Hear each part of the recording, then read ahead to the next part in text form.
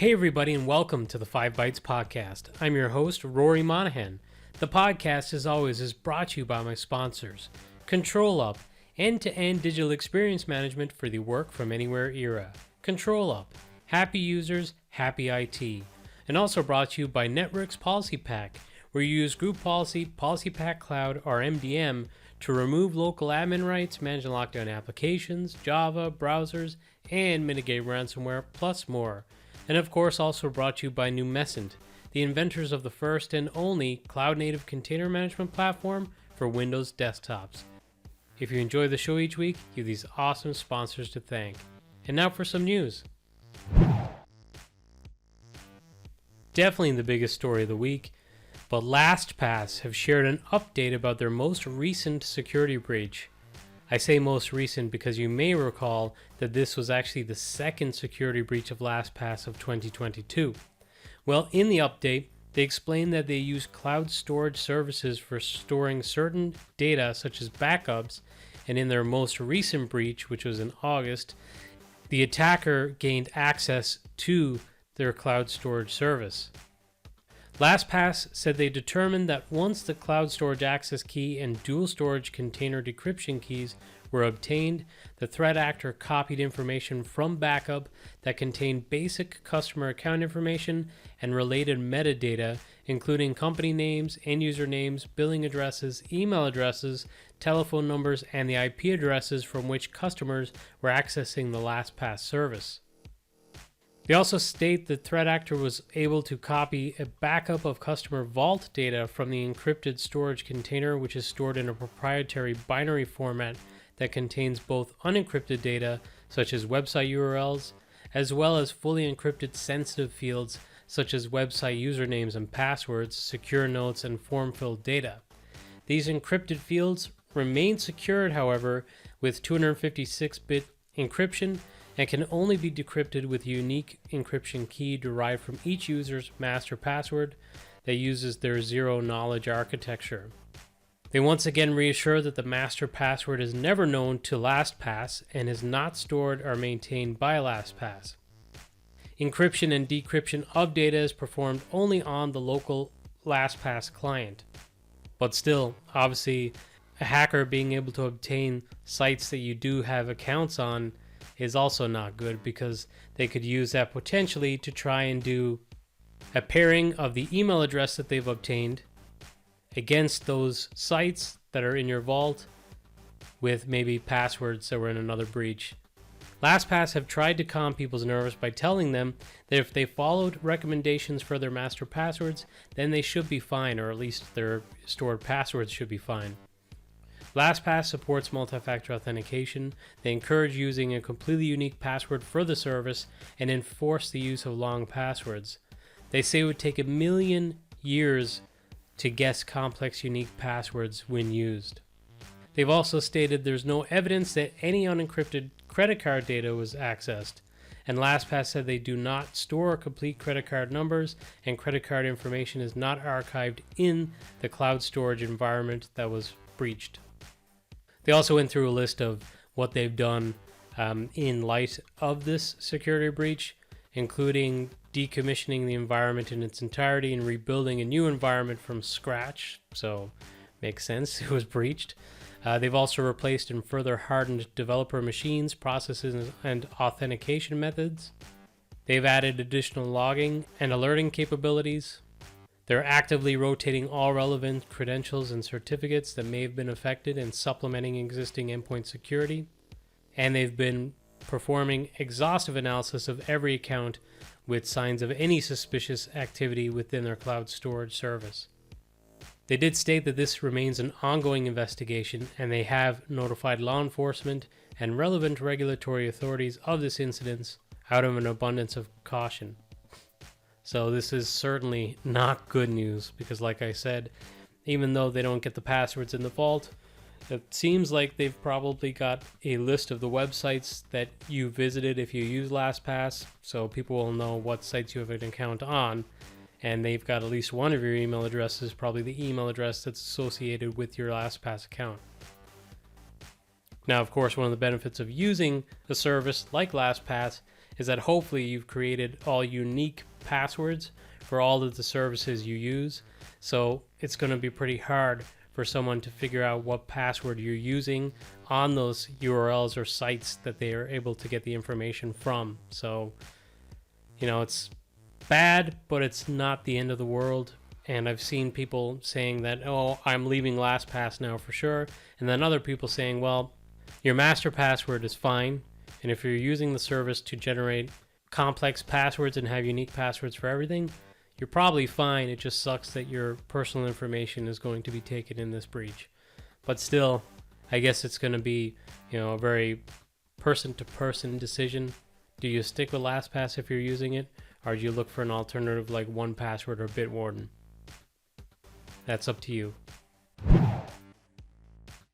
Last Wednesday, Okta stated that software code for its Okta Workforce Identity Cloud service was copied after intruders gained access to their private repository on GitHub. The statement said that copied source code pertains only to the Okta Workforce Identity Cloud and does not pertain to any Auth0 products used with the company's customer identity cloud.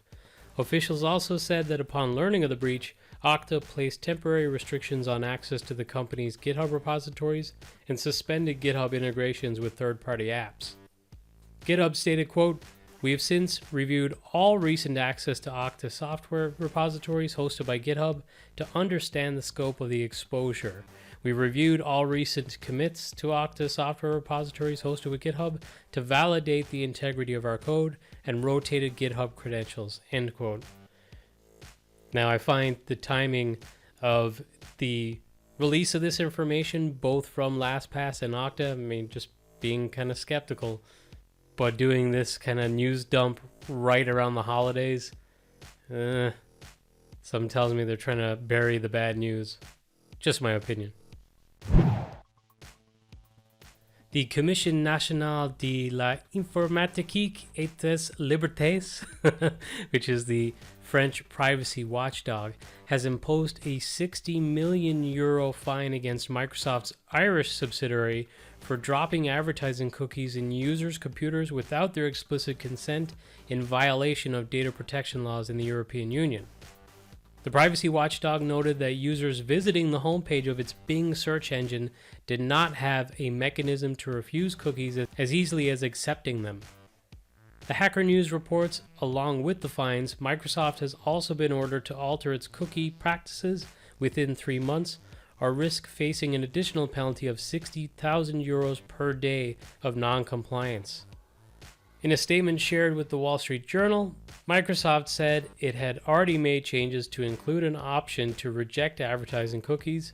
It, however, expressed concerns that cookies for ad fraud detection shouldn't require consent from those intending to defraud others. I don't know, Microsoft, cookies are cookies. Even if there's a suggestion that putting some of these cookies down are to prevent fraud, the user should be informed, I think.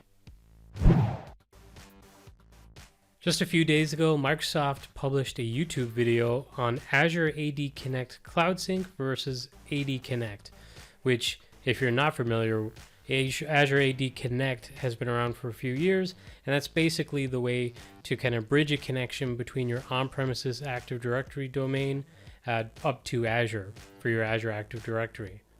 And they build this new Azure AD Connect Cloud Sync as the next generation and a way to future-proof yourself.